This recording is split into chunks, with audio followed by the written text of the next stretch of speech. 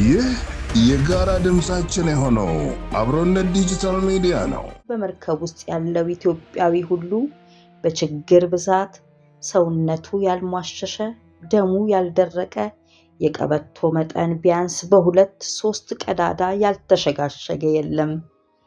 ወደ ካሪቢያን ሃይላንድ እየተቃረብን ባለንበት ሰዓት በመጠኑም ቢሆን የተሻላቸው ልጆች ወደ መኝታ ክፍላቸው እየተመለሱ ሲሆን በስቃይ ላይ ከነበሩ በርከት ያሉ ልጆች መካከል 2 ተማሪዎች በጠና ታመው ስለነበር ተጠርተን ስንጠይቃቸው አንዱ ልጅ ምግብ እያለ አይኑን ከወዲህ ወዲያ እያወረጫጨ ምግብ ለማግኘት ሲማጸን መስማት አንጀት ያንሰፈስፋል።